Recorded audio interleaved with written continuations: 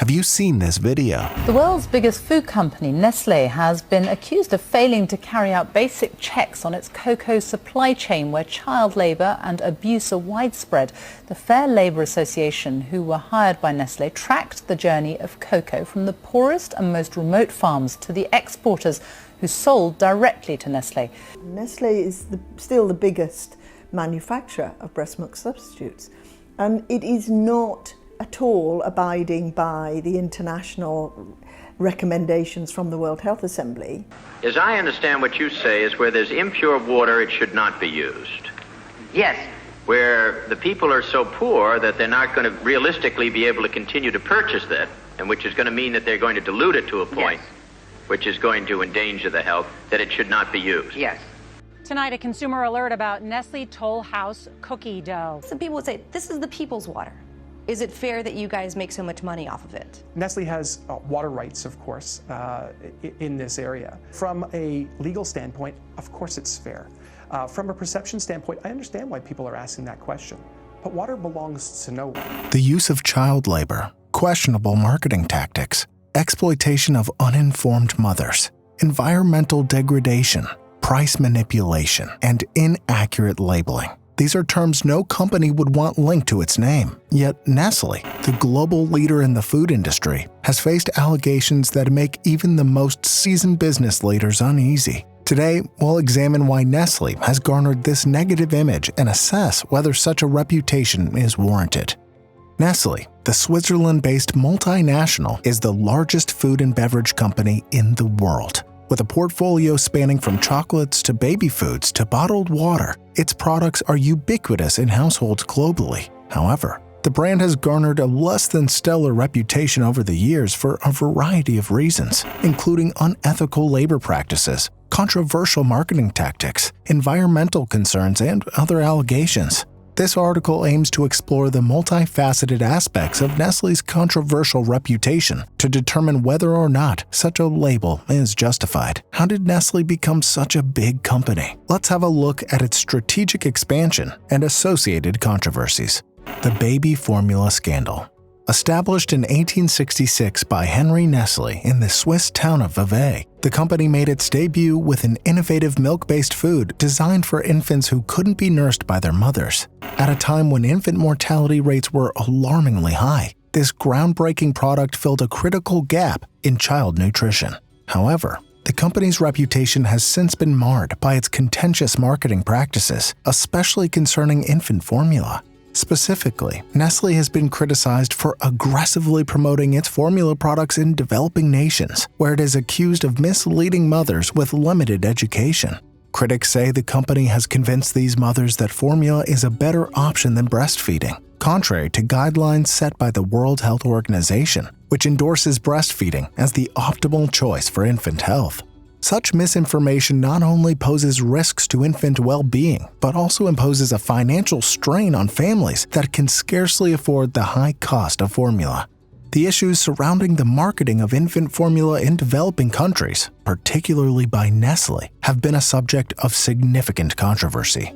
The controversy is often referred to as the Nestle baby milk scandal, and it has been widely criticized for its impact on infant health in developing countries. Critics have accused Nestle of aggressively marketing infant formula as a superior alternative to breastfeeding, often targeting less educated mothers who may not have access to accurate health information. This marketing has sometimes included giving free samples in hospitals, thereby discouraging mothers from breastfeeding and making it difficult for them to switch back to breast milk after their milk supply diminishes. In many developing countries, clean water is not readily accessible. When formula is mixed with contaminated water, it can lead to life-threatening conditions like diarrhea in infants. In some cases, mothers, often due to economic constraints, have diluted the formula to make it last longer, further exacerbating nutritional deficiencies. It's difficult to quantify the exact number of infant deaths directly attributed to the marketing of formula, but health organizations have indicated that inappropriate use of formula can be a significant factor in infant malnutrition and mortality in developing countries. Despite the controversies and criticisms, Nestle has continued to make significant profits from its infant formula products. This has led to ongoing calls for boycotting Nestle products and for stricter regulations on the marketing of infant formula globally. Nestle has taken steps to address these criticisms, including revising marketing practices and contributing to efforts to promote breastfeeding. However, many believe that these actions are insufficient and that the company should be held more accountable for its past and current activities in this area.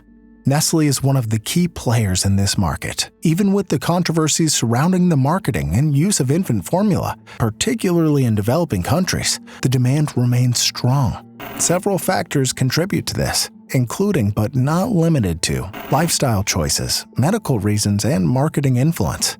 As for new research into the harm caused by Nestle baby formula and other Nestle products, there are numerous studies on the potential risks associated with using infant formula over breastfeeding. These risks include a higher likelihood of infections, digestive issues, and even long-term health conditions like obesity and diabetes.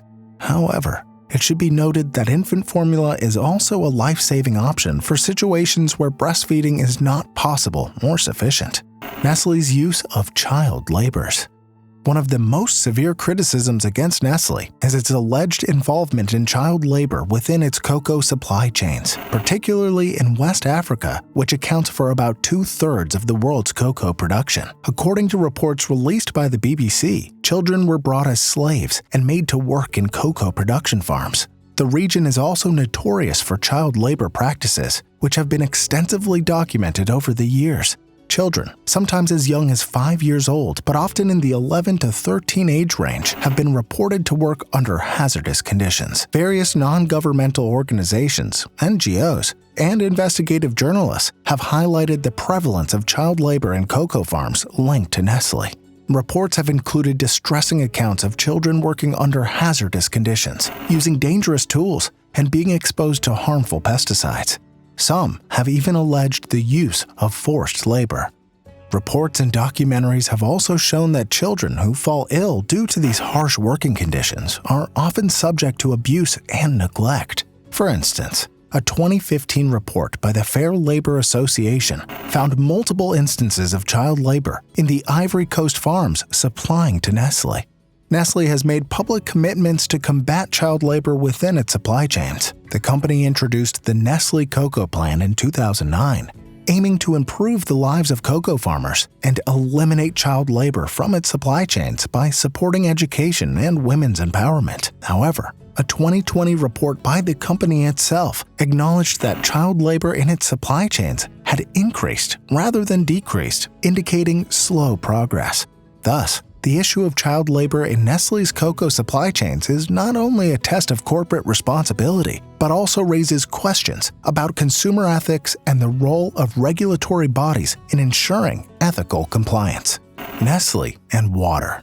Nestle's water practices have been the subject of ongoing scrutiny and have posed significant ethical, legal, and public relations challenges for the company. The debate around the issue serves as a touchpoint for broader discussions about environmental sustainability, corporate responsibility, and the human right to water. The issues surrounding Nestle and water rights are complex and have attracted considerable attention and criticism. The company has been accused of depleting local aquifers for its bottled water business, affecting communities that rely on these water sources for daily living. In California, for example, Nestle continued to extract water despite severe drought conditions, triggering public outrage.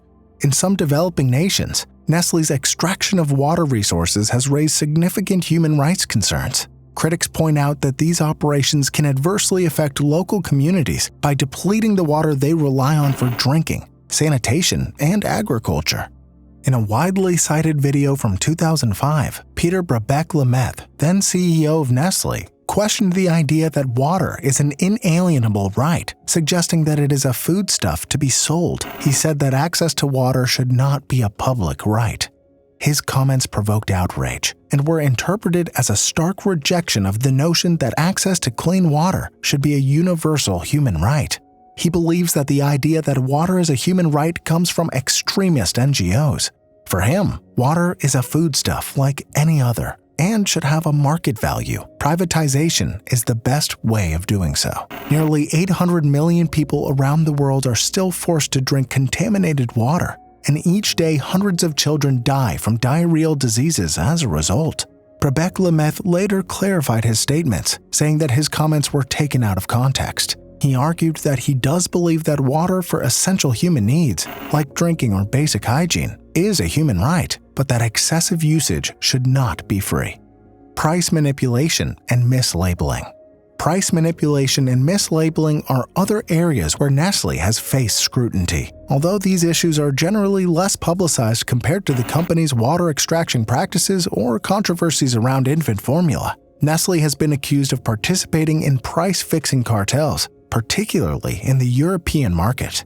For example, in 2018, Nestle and other companies were fined by the European Commission for colluding to raise prices of food and household products. Such actions distort the market and harm consumers who end up paying higher prices than they otherwise would. Nestle has been criticized for not being transparent enough about the ingredients in its products. In some cases, they have been accused of false advertising or mislabeling, such as the 2015 lawsuit in the United States that claimed Nestle's Poland Spring brand was not 100% natural spring water, as advertised. The company has also come under fire for making health claims about its products that are either not substantiated or misleading. Nestle was forced to remove claims that its children's drink, Boost Kids Essentials, could prevent illness after being scrutinized by the Federal Trade Commission, FTC, in the United States. Nestle is a financial powerhouse that commands a significant share of the market. Its considerable wealth, influence, and lobbying capabilities have often allowed it to escape the repercussions of questionable and sometimes illegal practices. Though the company excels at marketing, using persuasive advertising campaigns to shape public opinion, the actual ethical landscape of its operations is more concerning than many realize. This has led some critics to label Nestle as one of the most morally problematic companies in existence.